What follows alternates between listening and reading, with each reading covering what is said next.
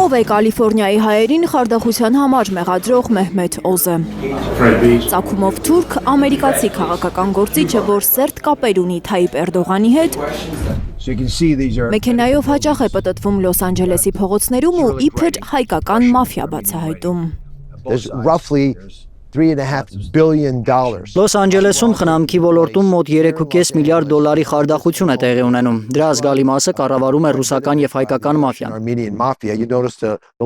Իմ հետևում կտեսնեք գրվածքներ այդ միջավայրին հատուկ լեքսիկոնով։ Սա եւս ցույց է տալիս, որ գործ ունենք մաֆիոզ ծրագրի հետ։ Փորձելով հեղինակազրկել Լոս Անջելեսի հայկական համայնքին, Մեհմեդ Օզն ուզում է վրեժ լուծել հայերից։ Սրա դեմ պայքարող Ասում է Հոհիդա Հայդատի կենտրոնական գրասենյակի հատուկ ծրագրերի պատասխանատու Գևորգ Ղուկասյանը, որի խոսքով դեռ 2022 թվականից Օզը քեն ունի հայերի վրա, երբ չկարողացավ սենատոր դառնալ Փենսիլվանիայից։ Այն ժամանակ Հայդատի Ամերիկայի հանձնախումբը պաշտպանում էր Փենսիլվանիայի գործող նահանգապետի թեկնածությունը, ով հայտնի էր հայամետ դիրքորոշումներով հայոց ցեղասպանության ճանաչմամբ եւ այլն։ Մեհմեդ Օզն թակարակը մերժում էր հայոց ցեղասպանությունը, ընդգծված հակահայկական վերաբերմունք ունեցող գործիչ էր։ Թրամփի ընտրվելուց հետո հանրապետական Օզը սկսեց աշխատել Թրամփի վարչակազմում, նա ղեկավարում է նահանգներում տարեկան հարյուրավոր միլիարդ դոլարանոց ծրագրեր ունեցող առողջապահական պետական գործակալությունը։ Պատական չէ, որ իր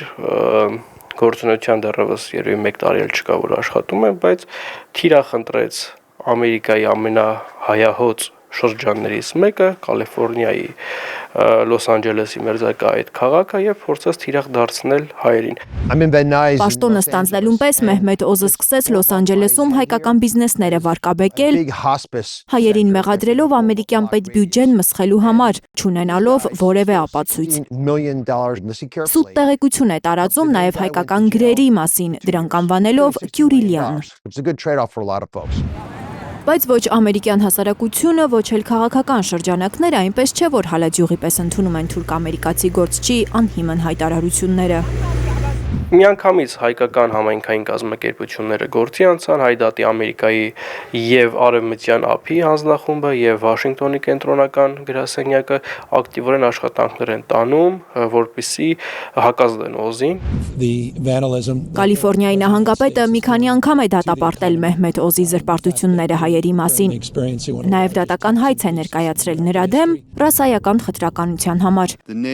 Օզին քննադատել են նաև այլ նահանգապետեր, սենատորներ։ Հայկական կազմակերպությունները կոնսոլիդացված են եւ մեր ամերիկյան բարեկամները կոնսոլիդացված են Օզին կոպիտ ասած իր տեղը ցույց տալու համար։ Օզի այս հակահայկական քաղաքականությունը հայերի դեմ թուրքական լոբինգի մի մասն է, վստահ է Գևորգ Ղուկասյանը։ Ասում է դրա տրամաբանական շարունակությունն է նաև թուրքական լրատվամիջոցներում տարածվող թեզը, թե Հայդատի հանձնախումբն է հայ-ադրբեջանական խաղաղության գործընթացի հիմնական խոչընդոտը։ Հայդատի հանձնախումբը երբեք որևէ կերպ չի կարող խոչընդոտել հայ-ադրբեջանական խաղաղությանը, բայց Հայդատի Ամերիկայի հանձնախմբի կոնկրետ դիրքորոշումը այն է, որ խաղաղությունը կարող է լինել որպես այդպիսի երկարատև եւ կայուն, եթե հիմնված է արդարության վրա։